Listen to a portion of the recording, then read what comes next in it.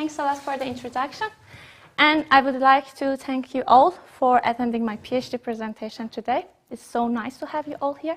And a special thanks to Assessment Committee for taking your time and read my thesis and very constructive comments you provided for me. The PhD thesis is entitled Conceptual Modeling for Product Configuration Systems. It was an industrial PhD thesis in collaboration with Haldor Topsoe Company and Technical University of Denmark, under supervision of Professor Lars Holm and Professor Niels Henrik Mortensen. Today I would like to present few main findings of my PhD project because the project has been conducted during the last 3 years. So definitely I'm not able to present everything I did during the last years.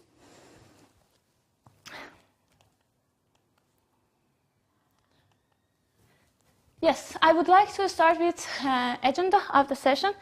First, I would like to let you know why this project is important at all. Then I would like to move to theoretical background, objective and research question. I will summarize the way I designed my research. And then I would like to present the papers which are selected among the papers I published during the last 3 years. And then I will conclude on the theoretical contributions and practical implications. So I would like to start with why this project is interesting at all. We are all facing this fact that we are moving from mass production and product customization to our product personalization and product customization these days. You are seeing it around you. For example, you are customizing your own profile in Facebook, or among the products, it doesn't matter if they are expensive and very complicated or very elementary and cheap. You are customizing them. And they are providing this ability for you to personalize them. So we have a demand toward higher product variety in the market. And we want it with high quality, we want it cheap, and we want it fast. And there is nothing wrong with it. We are specific, we want to be unique, and we want our own tailored product. But industries are facing some challenges regarding this customization process. For example, if we are looking at ETO companies or engineer-to-order companies, they are providing engineering products, very complex, highly engineered products for their customers. And it is exactly based on the customer's orders and customers' desires. So they are facing a lot of complexity in their product and process. And for example, in Haldor Topsoe, we are facing salespeople, engineering people, marketing people, logistic people, IT people. So you can see that there are a lot of experts with different expertise, and the knowledge is diverse across the companies. We have to integrate and gather in this knowledge across the supply chain of the company and direct them. To make it simpler for you to understand the complexity of an ETO product, I find this story and I find it interesting. This is a story from Søren. He is a mathematical professor in Copenhagen University, and he became famous for solving this problem. He was walking in Legoland one day with his daughter, and he faced this question. How many combinations we will have when we have 6 Lego building blocks and they are 4 in 2? How many combinations, in how many ways you can combine them, how many solutions you will have. He started to look at this problem and Google it. He figured out that there are a lot of researchers who were attacking this problem from theoretical perspective. And they were finding the answer to this question around 100 million combinations. He wrote his own computer programming, and he figured out it is more than 900 million combinations, or we can say around 1 billion combinations. Just imagine, 6 products of this type is totally normal, it's totally happening in an ETO company. If you let your customers to combine them and give them a free selection, it will be 1 billion combinations. So the company will face a lot of complexity in the product, variants, and process. So the products are moving toward variety. The customers are ordering, the market is diverse, and there are a huge competency in the market that industry has to compete. And at the same time, the number of components are increasing. They are facing process complexity, and at the same time, they want to manage the lead time and the quality of their product. Look at this car. Of course, this is a joke. Nobody will order such a car, and no company will accept such an order.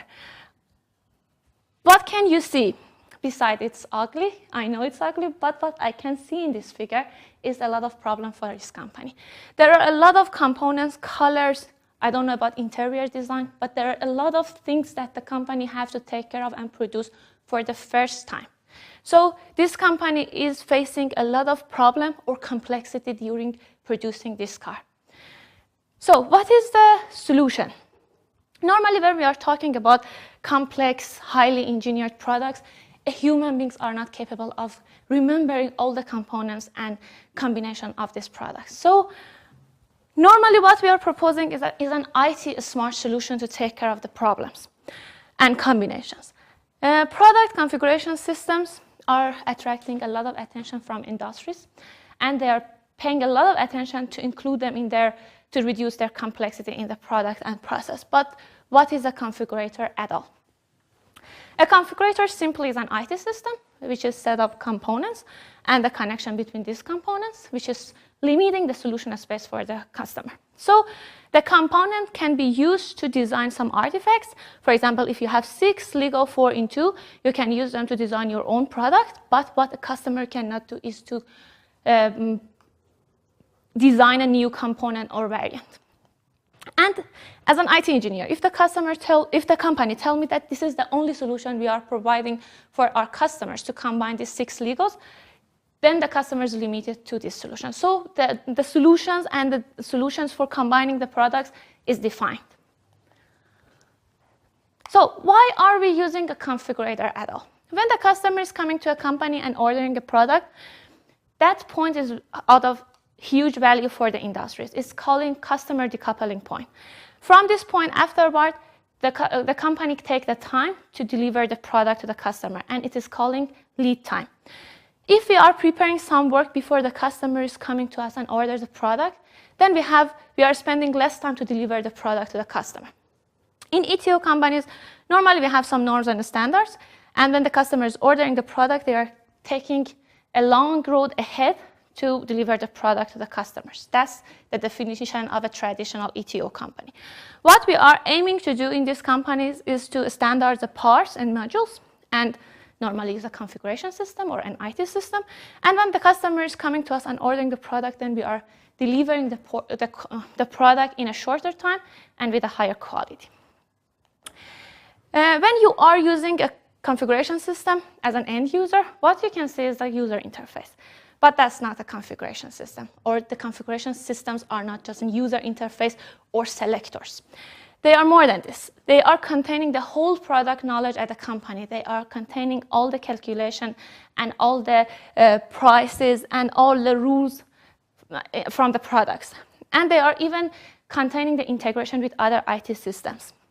And normally at the end, they are generating and eliminating all the manual work regarding generating proposals, 2D, 3D figures, P&IDs. So they are reducing time and resources. They are eliminating the routine tasks at the company, and they are delivering higher quality to us, and they are doing knowledge codification at the same time. As I said before, companies are very interested in using configuration systems. But it doesn't matter if they are developing these systems for their products internally inside the company, but by their own resource, or externally by the consultants. They are definitely going to face some challenges regarding developing these projects. Based on object-oriented lifecycle from IT systems, we are defining 4 different phases for IT projects. We are considering the same 4 phases for configuration project. And in this PhD research, we are looking at the challenges in the planning, development, and maintenance phase of configuration projects. But before I'm moving on to the theoretical background, I would like to tell you, or maybe this question already came to your mind, why do we need further investigation for configuration projects? Aren't they part of or kind of IT projects? Why we are not using the same tools and methods from IT projects? Of course we do, but we are modifying it, and sometimes we are defining new solutions for our configuration projects. There are some reasons for that. They have some specific characteristics. They are special kinds of IT systems. Normally, the knowledge is very complex, and the range of stakeholders is very vast in configuration projects. As a configuration engineer, I need the continuous validation of the knowledge at the company. The reason is that I am an IT person. I'm working with salespeople, logistic people, chemical engineers, mechanical engineers. I'm not experts in their field, and they have to validate the knowledge all the time. Because a minor error in a configuration system can lead to very huge consequences for the company. And we have a high level of integration with other IT systems, and at the same time, the documentation of configuration projects is different. Normally for IT systems, we just document the codes and transfer it to the next IT person.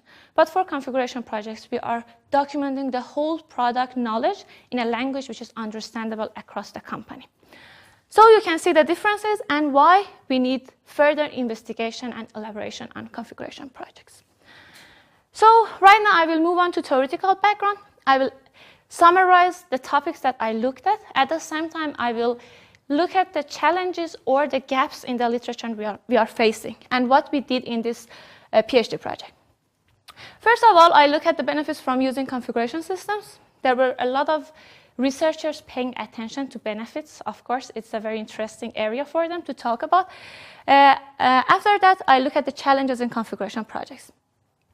There was few researchers who were talking about the challenges in configuration projects. So we conduct a survey and we try to define all the challenges coming from industry and having the literature on the other side to formulate the next research questions for the research. One of these questions was business cases in configuration systems. Researchers who are looking at the business cases in configuration projects unfortunately look at the tools and steps. None of them combine these tools and steps to define a framework which is applicable in the practical work. So in this research, we are trying to frame the tools for making a business case framework in configuration project. Secondly, a scoping of configuration projects, which the researchers were not paying a lot of attention to this one. They were talking about different phases, but few of them were combining these techniques together.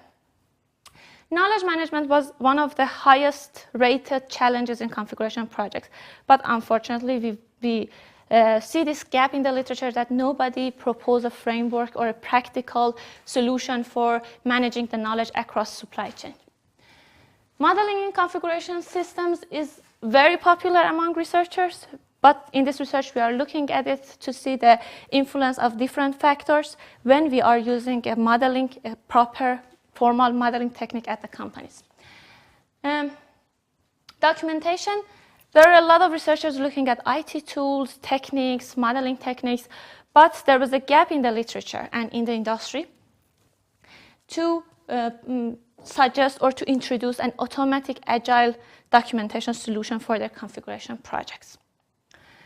Product configuration system and integration with IT system. It makes them precise, it makes them automatic. The rate of automation will be higher when you are having integration with other IT systems.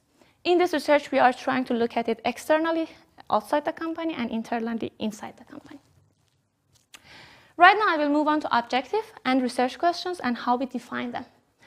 The main objective of this PhD research is how to frame and improve the management process of configuration projects in 3 phases: planning, development, and maintenance.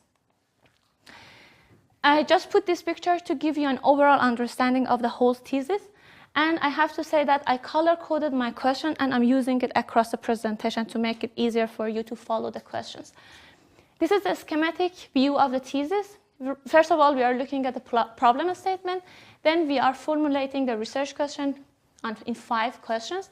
Then we are looking at the theoretical or literature review based on the question, and we are contributing or publishing based on these questions. The first question is about the planning of product configuration system. We divide it into 3 sub-questions. How can we propose a strategy for different applications in configuration systems? We are assessing benefits and challenges in the configuration projects, and we are proposing a standard business case for configuration projects. Then we are looking at the scoping in the second question, and knowledge management challenge in the third question. 4th question is about modeling and documentation. So we are proposing an automated documentation system, IT system for configuration projects. And then we are trying to assess how important the modeling techniques are in the configuration projects. The last question is about the integration of a configuration system with other IT systems at the company. So I will summarize how I design my research, maybe because it's not interesting for everybody, but I would like to mention it. I use the design research methodology, or DRM. It's a heuristic rather than algorithmic research design, and it's not linear, so all the steps are iterative. And it is helping a lot to view the constant progress of each step when we have main objectives. So we have means, we have stages, and then we have main outcomes out of each stage. First of all, in research clarification, in my case, I was looking at the current situation at the company, and I was looking at the literature and the gaps in the literature. Then I was moving into descriptive study 1, which I was wise, maybe more than before, because I know the challenge in the industry, and I know what is going on in the literature, and in which part we have gaps. So I was trying to determine the success criteria for myself. In prescriptive study, I was trying to define some future scenarios. It might be one or more than one. Then in the last step, I was validating or confirming this scenario in the case companies, which normally in this project is case studies. If the results were not promising, I was able to get back to number 2, descriptive study 1, and I was trying to improve my assessments and assumptions. But some words about my case studies. In the whole PhD project, I was using 6 different case companies. They are all ETO companies. They are all facing challenges in configuration projects. And of course, the main one, which is the first one, is the company that which is funding my research, and I'm working with them directly, Haldor Topsoe. Some words about Haldor Topsoe. It's a Danish company, has been funded by Dr. Haldor Topsoe. They are leading in producing Catalyst, but Catalyst is not their main product. They are offering the customers process designs or plans, equipment, and even technical service and engineering services. We started the concept in Haldor Topsoe around 4 years ago, and right now we have configuration system almost in all of the business units. We are using a survey across the PhD research for defining especially the challenges and formulating the research question. Just very summarize about this survey. We choose 26 ETO companies. Of course, all of the companies are developing configuration systems, and they are variant in size, and we pick the person who was our contact person from the configuration group. We did a pre-study at first, 3 pilot projects, and then we did the actual interview. So I picked 11 papers out of 24 papers. Right now it's more than 24 papers maybe, to formulate or to structure my thesis, and I'm going to summarize to each paper right now just to give you a summarized overview and contribution and results of the paper. These are the list of the papers which are managed to document based on the research questions, and these are the 11 papers that I already color-coded. So let's start with the studies and contributions. First, I will look at the first research question, which is about the planning phase of configuration projects, and the first sub-questions. How can we make a strategy to demonstrate the different applications of product configuration projects, which has been published in Article A. We are, first of all, managed to develop a framework for it. So we are identifying the potential configuration system at the company. Then we are aligning the IT architecture across the company. Then we are establishing an overview. It has been developed and validated in Haldor Topsoe. And the result was that we had the framework to have an overview and more structured approach to our future. We had a strategic planning, and we justify the investment for configuration project, and we had a plan for assessing the required resources. So in Topsoe, for example, we start hiring people. Then we are looking at the benefits from achieving from configuration projects. I select 2 papers for benefits because it was important for us to look at it. First of all, we are looking at the return on investment from applying configuration system in a 5 years period study, so it's like longitudinal study in one case company. So first of all, we are looking at the cost saving based on using configuration system, and then we are using at the investment we did for the configuration system, and we calculate the ROI, or return on investment. The ROI was quite high. In the next paper, which is a survey-based paper, we asked the companies open questions. What is the motivation they are having for developing configuration systems? And based on the answers, we managed to group the benefits, and then we asked them to what extent they think they achieve these benefits. And the interesting result about this was that we were expecting that the companies which were rating a benefit as their motivation, they were achieving it higher, but it was not the same in all cases. About the challenges, it was again a survey. We asked companies open questions again to express the challenges they are facing in developing and implementing and maintaining configuration systems. We categorized them, and then we asked them to rate them. And you can see it was very interesting, at least for me, because the organizational challenges are highest in the chart. And then it's coming knowledge management, product modeling, resource constraint, IT challenges, and product-related challenges. Everybody thinks that IT challenges are the most important challenges in configuration projects, but they don't. The next article and the next sub-research question is about a standard business case for product configuration system. This paper is kind of wrap up and summarize from the previous papers. So we defined 4 different steps: benefit analysis, stakeholder analysis, process analysis, and scenario evaluation. For each step, we are proposing tools and methods. The framework has been developed in Haldor-Topsoe, and we validated in 3 projects in 2 different companies. The projects, we were trying to have the projects from different sizes and complexities, and we conduct a number of workshops and meetings, feedback meetings, to gather our results. Research question number 2, which has been published in article F, is about scoping product configuration systems.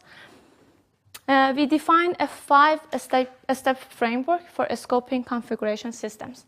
We framed it and validated it only in 1 case study, Haldor-Topsoe, and the result has been reported as an early clarification of the project, a prioritization of requirement, a good planning and detailed planning from the early phases of the project, and of course employee satisfaction, because at least I have a clear understanding of my tasks. Research question number 3, which has been published in article G, is about the knowledge management framework for configuration project, which is one of the most rated challenges in configuration projects. So actually, for developing this framework, we went through a lot of loops, and finally we get to this conclusion that this is the most efficient framework. We are determining the scope, we are acquiring knowledge, we are modeling and validate the knowledge, and then we are documenting and maintaining. And for each stage, we are proposing IT tools and methods, or non-IT methods, I mean. The framework developed in Haldor-Topsoe, and we tested in 4 projects in 2 case companies. About testing this project, we defined the projects which were in 2 phases. So for the first phase, we were using the old routine knowledge management process, and for the second version, we were trying to use the framework. And the results from using of this framework has been reported as limiting the scope of the project. Normally, configuration systems are getting so big and complicated because in the middle of the project, the stakeholders are asking for more, or we come up with this conclusion that if we have this integration and that integration, it will be more interesting and automated. So they are getting so lengthy and at the same time so big. So limiting the scope of configuration projects is difficult. If we are determining the knowledge we needed from the first step and scoping the project, it will be limited. So one of the main reported benefits from this framework was limiting the scope of the project. Then we were able to support this communication with domain experts because we were determining the source and resources of the knowledge from the first step. Then we were reducing the difficulties for accessing the products, knowledge, because, for example, if it was about to come from SAP system, we were able to define it from the first step and determine the responsible person who is responsible to deliver it to us on time. And we reduced a lot of time and resources, of course. Question number 4 is about modeling and documenting of configuration projects. First of all, I will look at the automate documentation of configuration project. It has been published in article H. When we were facing these challenges regarding documentation, all of the people or practitioners were asking, can we eliminate this manual task of documenting the knowledge? Because in all of the IT tools which has been introduced to industry, there was still a need for doing manual documentation or manual modeling of the knowledge. So we came to this, at least this idea came to our minds that can we grab the same knowledge we have in the configuration system? And then we start to look at the configuration systems. It doesn't matter that it is homemade configuration system or it's an industrial platform like Tacton or Configit.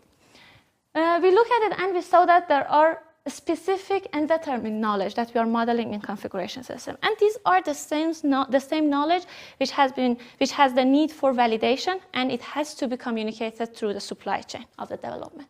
So the framework that we at least agreed about it was to have the configuration system at first, and then grab all this knowledge from the configuration system and bring it to another external documentation system, which can translate and define and explain all of these rules and, I don't know, product variants in the configuration system. So you don't need to update this system. You are just updating your configuration system that you have to do it anyway, and then you are just uploading your system in the documentation system. This is the IT tool that we developed in Haldor Topsoe. Is based on Microsoft SharePoint.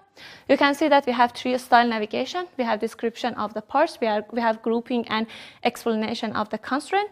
And the most important part is the change request part that the stakeholders can communicate through. So they can put comments for updates or report an error in the system easily by just looking at the structure of the model, navigate, and look at the constraints. But after that, we conduct a usability interview in the company, and we notice that the time for learning this system is quite low, while the time which is saving for the resources is quite high. And the number of errors has been reduced in the system. The reason is that the knowledge has been validated all the time, so the configuration system is somehow error-free right now. And the level of satisfaction between employees, especially domain experts, they were so happy to see what's going on inside configuration system.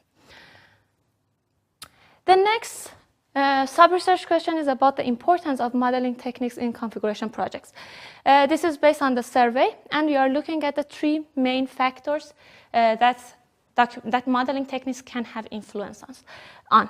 The first one is control of product variance, then product knowledge, the availability of product knowledge, and then employee satisfaction. And the findings was exactly based on the expectations. We were expecting that the companies which are using formal modeling techniques have higher rate of availability of knowledge, control of product variance, and employee satisfaction, and they do. And in the next level, the companies which are using modeling techniques to some extent, and then the companies which are not using modeling techniques, they are facing a lot of challenges. The next research question, which has been published in article J, is about the integration with other IT systems at the company. This is the internal integration that we did already in Haldor Topsoe as a proof of concept project. We are looking at the variables inside configuration system, then variables in our product database, which could be ERP system, which is SAP in our case. Then we are defining a database, and we are using clustering methods for look at the differences and similarities between products. This is the IT tool we introduced in Topsoe. The reason that we did it in Microsoft Excel is because we didn't do the integration with SAP to prove the concept of the project at first. On the top, you can see the product configuration system inputs coming from configuration system. And then we have some diagrams, and we are using Euclidean measurements and k-means algorithms to calculate the similarities of the products. Then the outcome will be a silhouette index that the higher it is, the products are more similar. So if it is 97% similar, you are configuring the same product you sold before. You have it in your database. Why are you doing it again? So the expected results, hopefully in the future, when we have this integration to more extent, will be A lean management by avoiding all pre-sales and production and sales activities. When you have such a product which is so similar to what you are configuring right now, why are you selling your customer a new product? Suggesting him the same product and giving him discounts, so you will own the market. The errors in the configuration system can be reduced. The reason is that we can use this as a testing system. If we are testing our configuration project, we can look at the similar products that we have sold before, and then we can see how much reliable is our configuration system. And it will give us a very nice statistical report on the market trends. The last research question about the integration of IT projects, this time externally. We are trying to integrate our configurators with our suppliers' configuration systems. And we are looking at how it will influence the complexity of our own configuration system, how much accurate and up-to-date information we will receive, and how precise our cost estimation will be. And this has been done in a case company. This is the technical setup, and you can see that we are calling the suppliers configurators by API method call, and we are sending the inputs and taking back the outputs through XML file. So their configuration system is like a black box for us. We are not touching anything there. We are not maintaining anything. We are not doing anything. We are just contacting them. And the time that we wrote this paper, they were just doing it for one supplier. Right now, they expand. So they have more than 4 or 5 suppliers right now. And the results that they report to us based on this integration was that, of course, when you don't have to ask for the data from your suppliers and maintain and model everything in your configuration system is simple. And that's their tasks right now, their responsibility to maintain all this knowledge in their system. So the complexity of configuration system, they saved a lot of man hours by just transfer this task to their suppliers. The complexity reduced. We have a higher quality because we are getting more accurate knowledge, specification knowledge. And they claim that we saved, of course, we saw the numbers based on the calculations. They saved up 20% of cost materials because they don't have to mark up all the cost all the time. And that was all the papers and the summarized overview of them. Right now, I will move on to conclusion. I will have an overall conclusion on my academic contributions and practical implications. We look at 3 phases of product configuration systems. I already defined a strategy framework in planning phase. We assess benefits and challenges, and we propose a business case framework for configuration projects. In development and maintenance phase, the outcomes was to look at the influence of product modeling on different factors in the company. We managed to propose a new framework for, not a new, a structured framework for knowledge management across the supply chain. We managed to introduce integrations internally and externally in configuration projects. And finally, we introduced an IT tool for having automated agile documentation in configuration projects. Theoretical contributions in this PhD thesis will be the literature review and survey investigations on configuration projects. We group and prioritize the benefits. We recognize the challenges and, of course, group them. We were able to develop 6 frameworks for configuration projects, including business cases, scoping, knowledge management, documentation, internal integration, and external integration. Practical implications, I already mentioned a lot of methods and tools have been developed for Haldor Topsoe. For example, the IT tool we developed for documentation in configuration projects, we already presented for a lot of companies, and they're so interesting to do the same. And it is applicable for all ETO companies.